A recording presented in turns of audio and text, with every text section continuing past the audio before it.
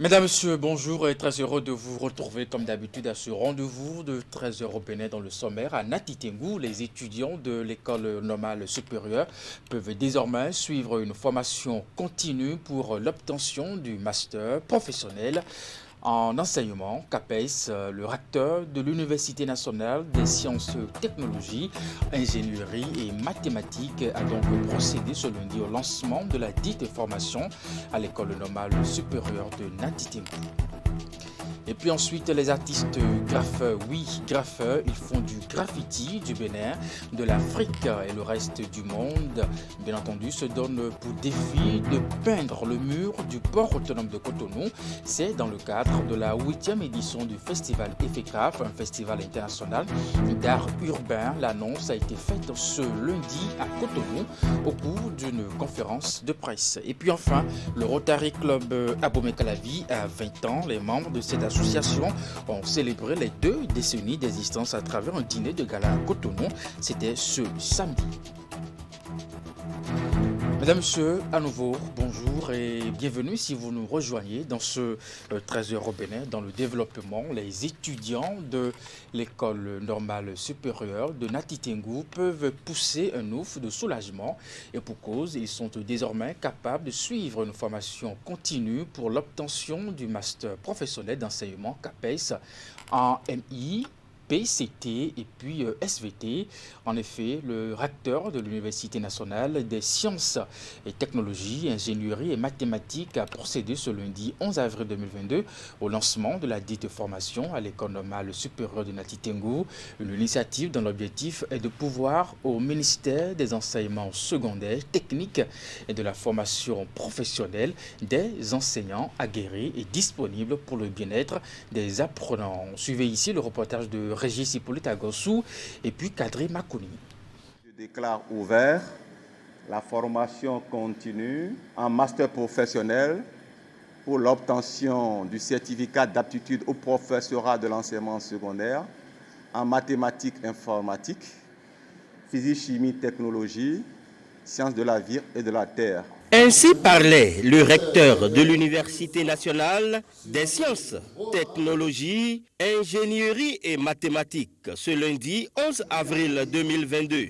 Il lance ainsi à l'école normale supérieure de Nati Tengou la formation continue pour l'obtention du master professionnel d'enseignement CAPES en MI, PCT et SVT. L'école normale supérieure de Nati Tengou, depuis sa création en 2005, n'a formé que des enseignants du niveau BAPES. L'événement de ce jour se déroule dans un contexte où le système éducatif béninois recherche des profils d'enseignants disposant d'une capacité d'anticipation, d'adaptation, d'argumentation et d'innovation. L'objectif principal de cette initiative est donc de mettre à la disposition du ministère des enseignements secondaires, techniques et de la formation professionnelle des professeurs certifiés, qualifiés et immédiatement opérationnels. Voilà pourquoi acteurs et autorités à divers niveaux applaudissent l'initiative.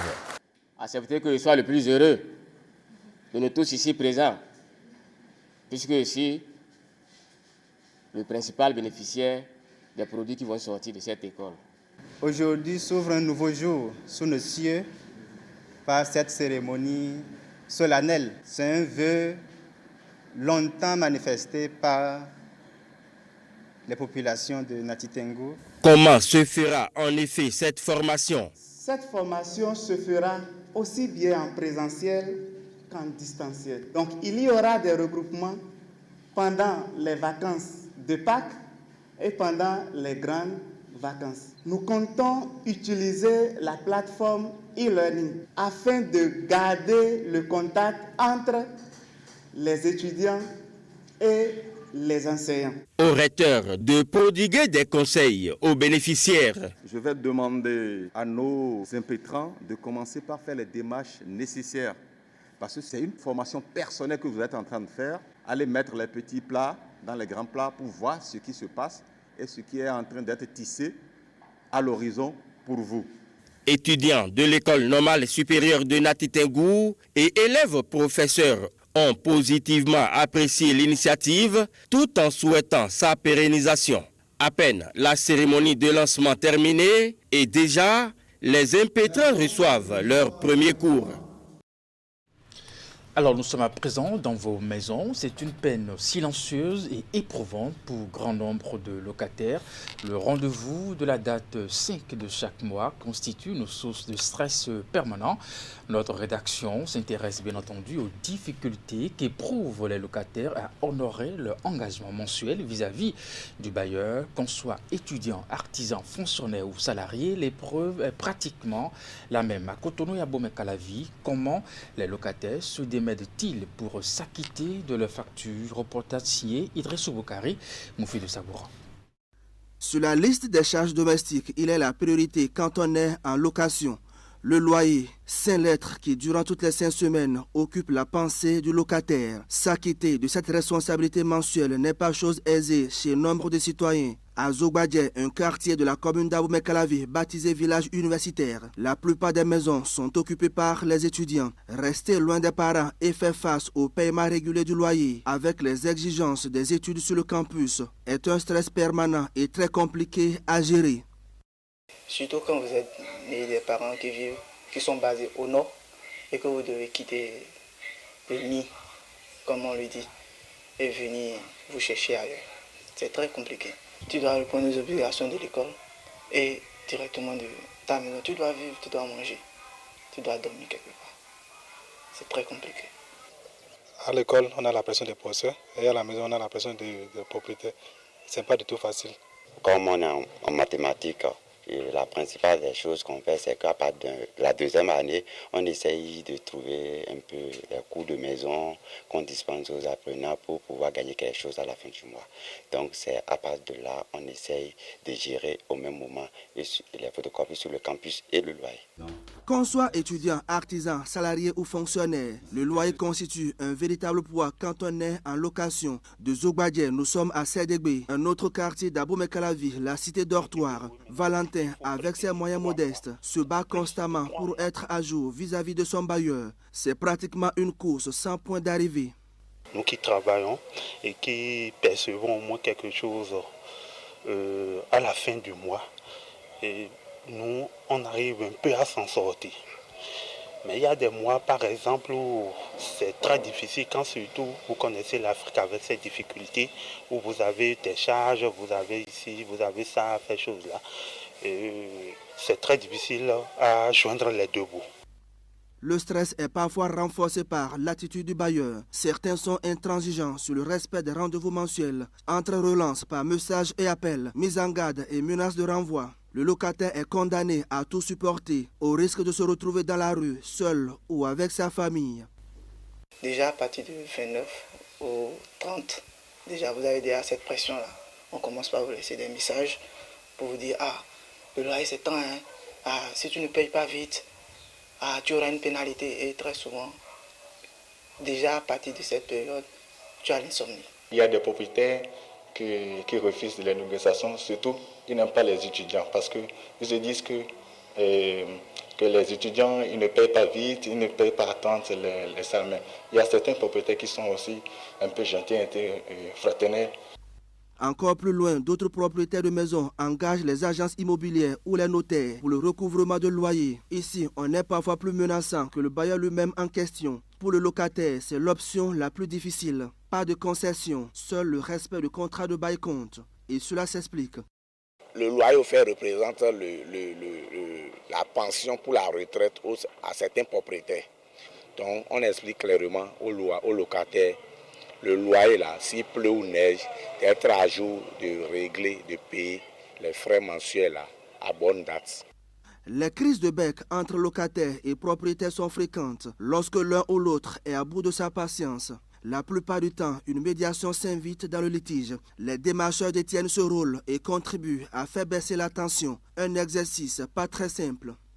Si tu viens, tu demandes, tu poses la question au locataire, qu'est-ce qui s'est passé? Il te dit, tu vas vers le propriétaire, tu entends pour le propriétaire aussi, bon, et tu sauras comment faire ce truc là. La question de location reste un sujet de préoccupation majeure. Son importance, sa sensibilité et son caractère social ont poussé le Parlement à voter la loi portant régime juridique du bail à usage d'habitation domestique. La loi qui est censée mettre de l'ordre dans le secteur immobilier au Bénin et soulager les locataires. Dans le rang des mécaniciens, on rencontre également des femmes qui exercent ce métier. C'est extraordinaire. Vous allez le voir dans un instant. Ouliat Sanoussi, Moufi de Sabouran sont allés à la rencontre d'une femme mécanicienne dans son atelier. Et voici le reportage. C'est un métier destiné aux hommes, mais exercé ici par une femme. Elle a nom Diane Souhouin et s'est spécialisée en mécanique auto. Un métier dont elle est passionnée depuis son jeune âge.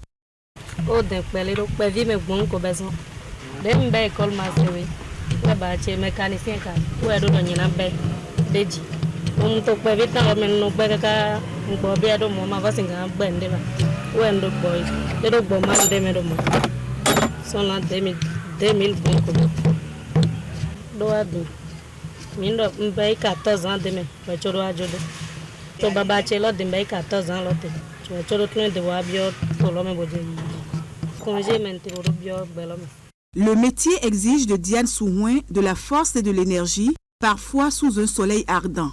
Malgré les difficultés qu'elle rencontre dans le travail, elle n'entend pas abandonner.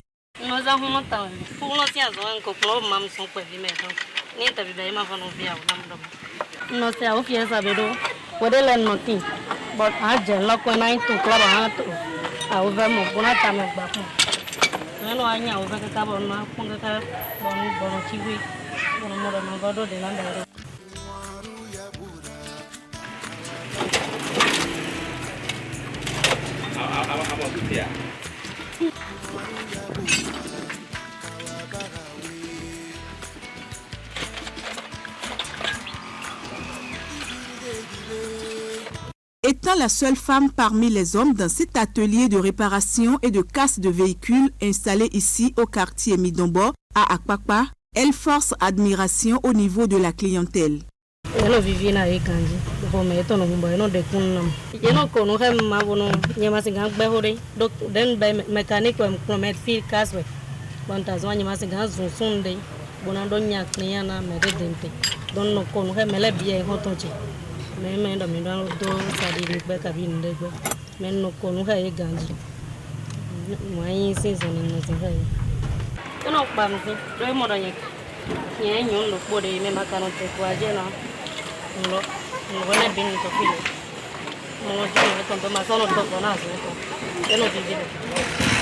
Aujourd'hui, femme au foyer, Diane Souhouin n'a pas pu obtenir son diplôme de fin de formation auprès de son père.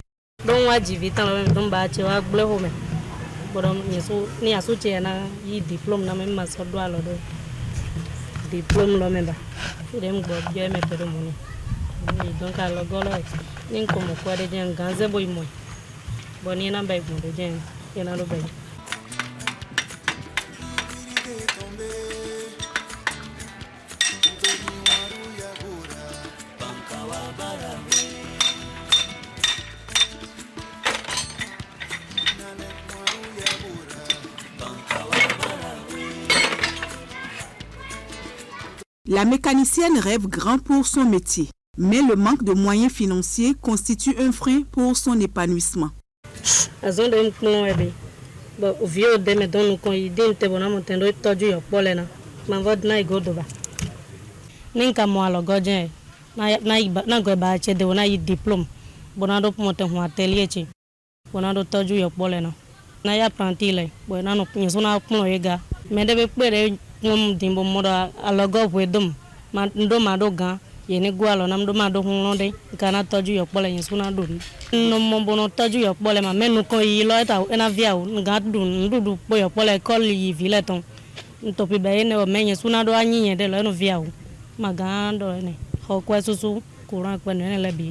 Spécialisée en mécanique auto, Diane Souhouin espère que de meilleurs jours s'offriront à elle grâce aux bonnes volontés. En attendant que son projet ne se concrétise, elle s'occupe de son travail pour lequel elle consacre la majeure partie de son temps.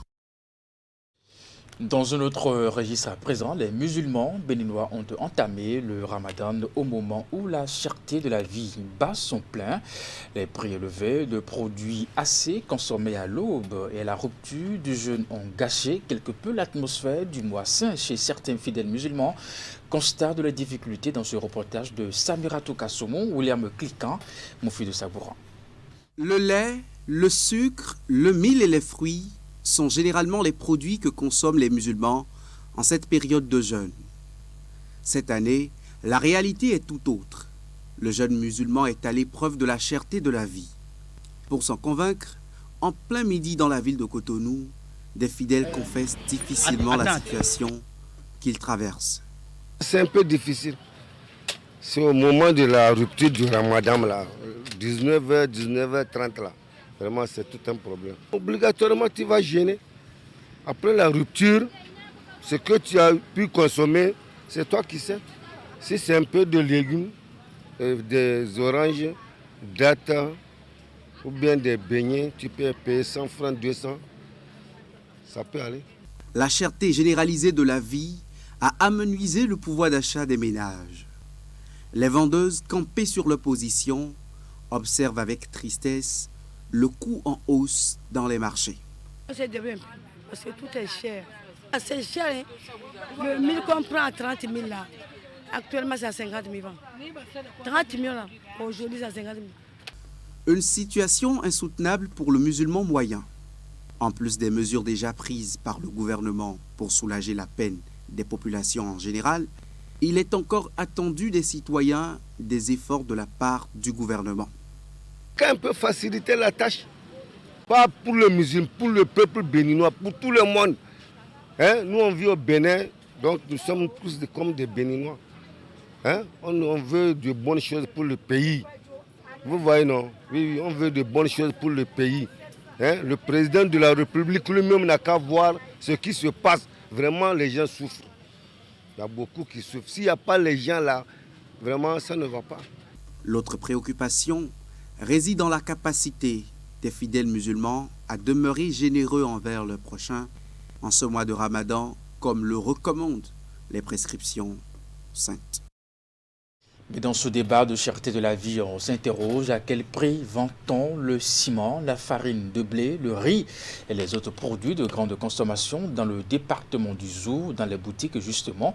Le préfet du département était dans les marchés des villes de Boycon et Abomey pour en avoir le net. La descente de Firmin Mekoutan vise à s'assurer de l'application effective des prix subventionnés décidés en Conseil des ministres le 23 mars dernier dans les grands magasins ainsi que les autres boutiques parcourues par l'autorité. Les tenanciers ont affirmé s'être conformés à la recommandation du gouvernement. Compte rendu de la descente du préfet dans ce reportage de Imet Hélène Moussou et puis Georges Vaudounon. Une délégation préfectorale dans les marchés de Boyko et d'Abomey, dans ces lieux d'échanges commerciaux, Firmin Aimé Couton et sa suite sont descendus chez les vendeurs grossistes, les gérants de grandes boutiques et propriétaires de magasins. Objectif, s'enquérir des prix de cession des produits de première nécessité. Les millions, les milliards décidés, pris pour subventionner ces produits-là. Alors qu'est-ce que nous avons constaté ? Malgré cette subvention du gouvernement, que les vendeurs devraient donc tenir compte de ces prix fixés par le gouvernement en Conseil des ministres. Non, il y en a qui continuent de faire du surenchère sur le marché, ce qui n'arrange pas nos populations. Et donc on doit tout faire pour que cette décision soit exécutée, soit mise en œuvre réellement sur le terrain, afin que le pauvre paysan, qui soit à Djidja, à Zakota, à Ouenki, et partout même au Bénin, que le pauvre paysan, nos populations de façon générale, puissent ressentir cet effort que le gouvernement a fourni. À chaque escale, les souches des récentes factures délivrées aux clients ainsi que les standards tableaux d'affichage des prix sont réclamés. L'autorité assiste si possible à l'achat des produits par des tiers habitués ou non des lieux. À travers cette démarche, le préfet veut s'assurer de l'application effective des prix subventionnés et recommandés par le gouvernement et contraindre ceux et celles qui trichent malgré les recommandations. Cette initiative prise par l'autorité est saluée par les usagers et bien d'autres citoyens. Je salue l'autorité pour sa descente sur le terrain. C'est ça qui vient de nous sauver, sinon c'est de n'importe quoi. Donc ils ont diminué vraiment les prix, mais sur le terrain c'est autre chose. Donc devant l'autorité maintenant on a vu la réalité. Donc on le remercie beaucoup pour ça. Nous sommes devant la boutique Bon Berger ici, qui essaie de respecter ça par exemple. Partout où nous sommes passés, ils estiment qu'ils sont en train de respecter, mais nous les avons obligés à afficher le prix au portail, pour que même en passant, de façon discrète, nous puissions savoir que ça se cède à ce prix-là. Je les ai mis également en garde contre ce que, quand ils vont apprendre que nous sommes déjà partis, qu'ils puissent reprendre. Ils vont commencer par céder ces produits aux populations à des prix exagérés. Nous allons continuer par suivre le phénomène pour que la décision du gouvernement soit respectée de façon rigoureuse. En effet, face à la flambée des prix de plusieurs produits de grande consommation, le gouvernement a décidé en son conseil des ministres du 23 mars dernier d'une subvention en vue de la baisse des prix. Ceci dans le but d'alléger les difficultés des populations qui espèrent pouvoir profiter de cette diminution des prix. Et puis je vous l'annonçais en titre, du 11 avril au 12 mai 2022, les artistes graffeurs du Bénin, de l'Afrique et le reste du monde se donnent pour défi de peindre le mur du port autonome de Cotonou. C'est dans le cadre de la 8e édition du festival Effegraph, un festival international d'art urbain en partenariat avec la Galerie nationale et le ministère des Arts et le soutien de la Fondation Claudine Talon. Le dit festival a été annoncé ce lundi à Cotonou au cours d'une conférence de presse. Clément Achadi, mon fils de Saboran. Face aux professionnels des médias, les organisateurs du Festival international d'art urbain du Bénin Effegraph annoncent le grand rendez-vous des arts. Placé sous le thème Le New Bénin Mur du Port, la 8e édition qui se tiendra à Cotonou avec le soutien de la Fondation Claudine Talon, de la Galerie nationale du Bénin et du ministère en charge des arts vise à révéler le talent des artistes béninois au monde entier.